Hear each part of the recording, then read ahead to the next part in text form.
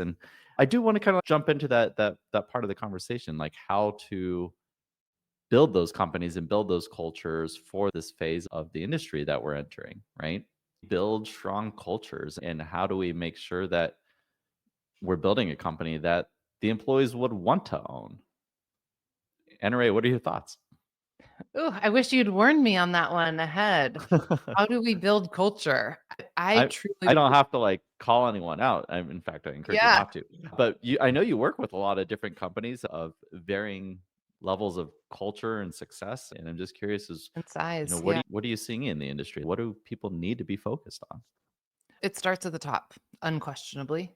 And that means that if a leader is not truly living the purpose and the values that the company is espousing, it's a hard stop. It won't work. But when a leader does truly metabolize the values and the mission and the purpose into their actions on the daily, it actually becomes pretty easy to filter that down through all the rest of the company. Hmm. And so we What percentage of companies do you think actually have a solid brand foundation to refer back to? Like when you go and engage with new companies, do they say, here's our brand foundation, here's what we stand for, here's our purpose, here's our mission, here's our habits, here's our purpose? Do companies no, do this? no, and I'd say that most companies, and I don't wanna call anyone out, but often say that they do. They say Mm, they have a mission in place, or they say they have values, or they say they have some pieces of it.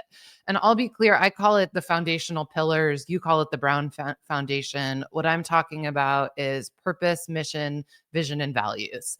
And as this underlying structure that if you have that, then you can build a strategy on top of and a company on top mhm. of it. And so usually people think that they have some piece of it. And then I'll say, can you share it with me? It would be really helpful as I'm getting to know you. And sometimes they can't even find it or it's not written down. And or it is, and it's a page long mission statement that reads like a chapter out of a book written in the 1920s. Almost nobody has that.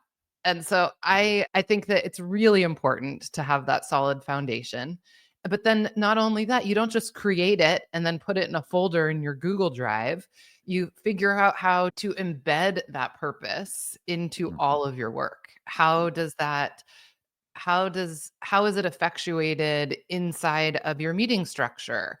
When you do quarterly business reviews or monthly business reviews, are you reminding people about the mission that the company is after, who your consumers are, how you're centered on them, how you're showing up for them? All of those elements, like creating a vessel for humans to have purpose is almost one of the most important elements so that people remember why their work is a part of something bigger. It's just part of a human impulse to be a part of Yeah, something that's meaningful. We have to create meaning in our work. Otherwise, we won't feel good about investing our time and energy in it and staying a part of it. It's right. Which is, so, yeah. I think why so many people are committed to the industry itself. Zooming back out, like if you are serving the progression of the industry through advocacy, through entrepreneurship, like we inherently are a part of something bigger. And so it's like if you have a company within that, you need to be able to mirror that and be able to point to like how you're a part of that, or else like the cracks are going to start to show. And I think that's where I get into these frustrating conversations sometimes on LinkedIn, where I know that yes, sometimes when I'm speaking from a place, it is speaking from a place that benefits my company. I just see that as a responsibility as an entrepreneur to like build something that's viable in the way that I see the world. However, the way that I see the world does go back to this place of progressing the industry, creating access, and like trying not to lean on something like regulatory capture to do. And I think that's what keeps my team so motivated is that every time we make a decision, every time we post something, it's always built and rooted into that brand foundation. And if it doesn't have that integrity, at any point in time, it can be called into question by anyone on my team. And I'll be the first to stand up if I make a mistake, if I do something that's out of line with our foundation, then like I owe a great number of people an apology. Yeah, it's interesting. Culturally, right now, we're at this funny place, and I always make connections to the broader reality of the world, but Mm, people are looking for something to believe in. yeah. And it's coming out in our politics. It's coming out in actually a resurgence of people are becoming more religious in America for the first time in a generation. We're starting to see certain religions start to bring more people into the fold. Younger people are starting to go back to churches and synagogues Mm, and mosques at rates that are actually turning after years of decline. And I think that people just truly need something to believe in.